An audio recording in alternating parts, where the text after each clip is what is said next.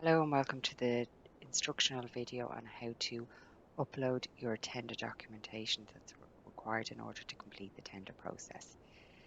So at this stage you've logged on to the system, you've downloaded the operating boards, you've decided what boards you're going to tender for, you've completed task 1, the tender response document sections 1 to 8, and you've completed the task 2, the bid submission.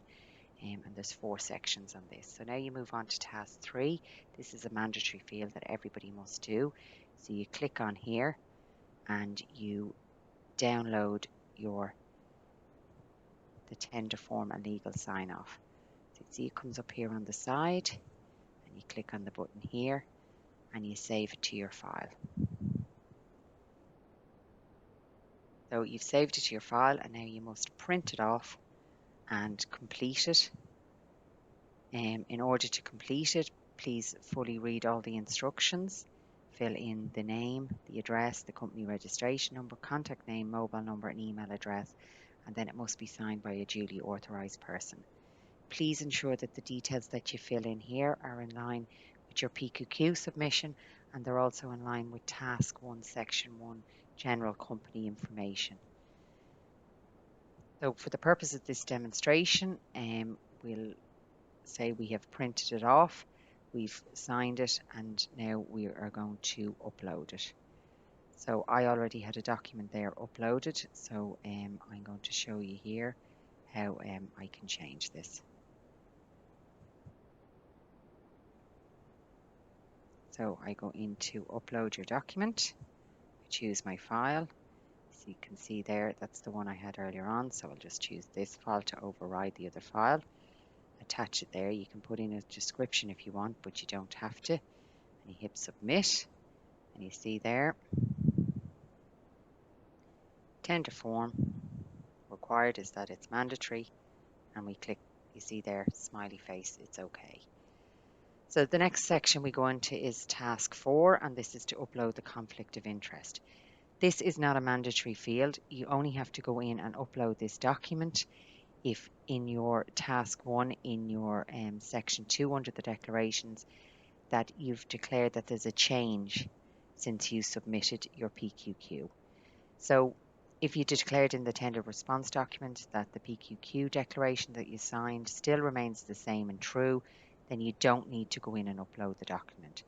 But if you did declare that there is a change and that you will upload the document, that you've become aware of a conflict since your PQQ, you click on this here, you download the declaration of conflict, you click on it there and you save it on the file in your computer and you print it off like you did with the tender form, and you fully complete it with your name, the company name and the address.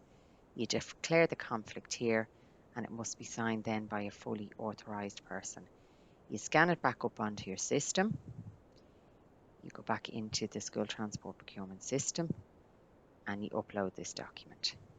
So again, I previously had a document uploaded, but I want to override this document because I could have made a mistake or something like that. So I go in here and I click the new tender submission, click on it, comes up there. Again, you can put in a description, but it's not needed. And then I hit submit. So you see there, the smiley face appears and it's okay. Again, not a mandatory field. You're only uploading if there's a change to your declaration of conflict from your PQQ.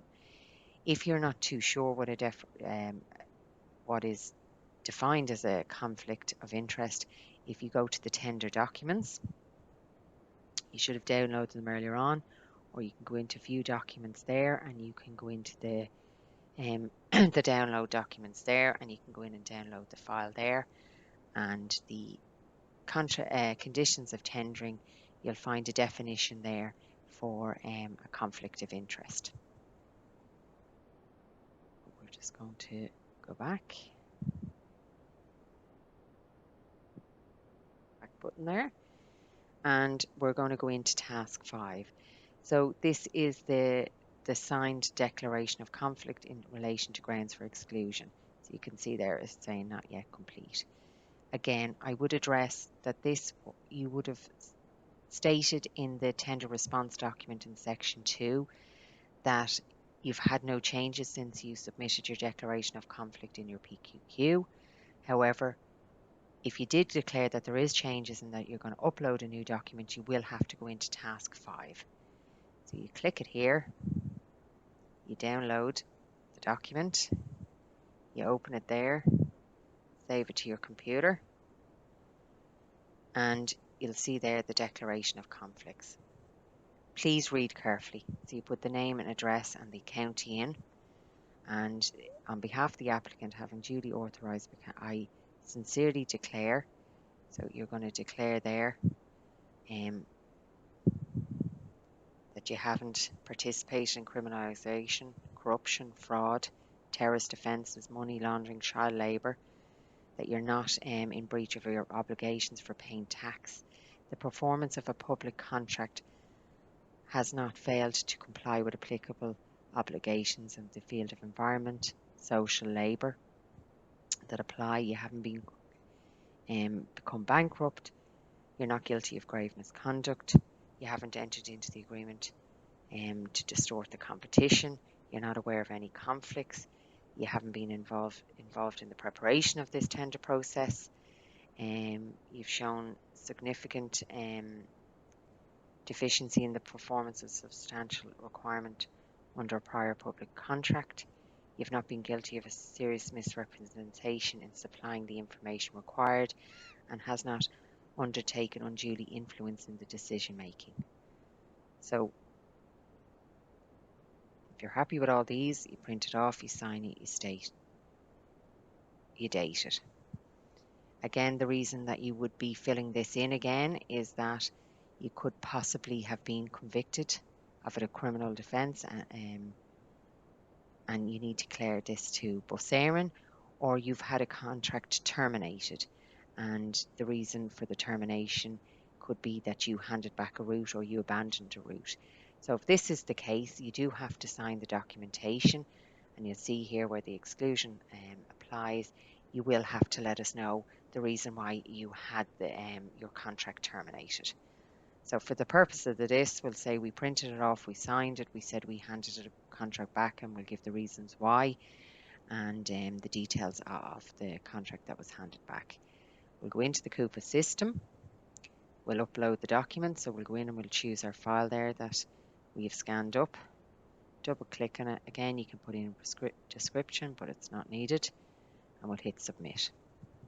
And you'll see there then, so the declarations for grounds of exclusion, the smiley face and OK. Again, if there's no changes since your PQQ, it's not a mandatory field and you don't have to do it, and you would have declared in the tender response document that there's no changes, so there was no need for an upload. Task 6 is a mandatory field and it is required, so you must, along with task 3, complete this. So you click on it, you click here to download the document, you open it in your downloads and you go in and you save it to your file. So again, print it off and read very carefully your employee declaration, your driver documentation declaration. So at the time of tendering, you're confirming that your driver has the appropriate license, the CPC training and a doctor's certificate. The vehicle documentation, you're confirming that the documentation is in the name of the company applying for the tender, the vehicle registration, the motor insurance, the vehicle license, the certificate of roadworthiness are all in the contractor's name at the time of tendering. So you print that off, you're determined that those three sections to be true, and a duly authorised person must sign it and date it. So that's all done. You scan it, you save it up in your system, and then you go in to task 6 and you upload the document. So you just choose it from the file. So for the purpose of this, we're going to say that this is fully completed and we submit. I would point out for any of the documents, if you're just uploading blank documents, they will be checked, and if they're blank, it will be a failure. So you see there, we've uploaded, so it said OK. So task 7, upload your environmental policy. So saying here it's not yet completed, again, it's not a mandatory field. in task 1 of the tender response document, um, under section, I think 7, it was asked, do you have an environmental policy? If you clicked yes and you're looking for the additional marks for having an environmental policy, you must upload your environmental policy. So again, you click on it here. There's no downloads here because the environmental policy is your own. So you should click here, choose the file, find where your environmental policy is, double click on it and submit it.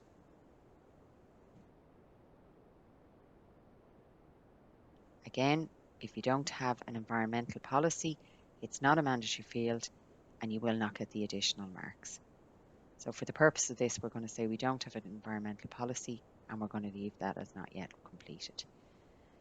So the next is task 8. Again, not a mandatory requirement, but if you've nominated vehicles, you must, in order to pass, you must upload your RPTOL. So once this is done, you just click on there like the others and you upload them. If you're a taxi operator, you must upload a small PSV license. Again, not a mandatory field, only if you're operating small vehicles. So you must have one or the other of these. Depending on whether you're a bus or taxi operator, you must be either completing task 8 or task 9. Task 10 is in relation to the task 2, the bid submission. So when you were nominating your vehicles there for a particular operating board, you would have said that it complied with Euro 6, and if it was pre-2016, you must upload your certificate of conformity to show that it's a Euro 6 compliance vehicle. If it was 2016 or afterwards, you automatically get the marks and you don't have to upload your certificate of conformity. The last one, task 11, is upload your vehicle registration certificate, and this would be required again under task 2, under the bid submission form. At the time of nominating a vehicle, you either said it was 0 or low emissions, and you must upload your vehicle registration certificate there as evidence that the vehicle that you are nominating is low or 0 emission vehicle. So that's how you complete all the uploads. So from task 3 to task 11, again, 2 fields are mandatory, task 3 and task 6. The other tasks are dependent on your answers in the tender response document or the bid submission document. Please see other videos on how you complete the tender response document, the bid submission document. There's also another video on how you will upload your tender response document and bid submission document, and hopefully everything will go yellow there and you will have submitted your tender. Thank you.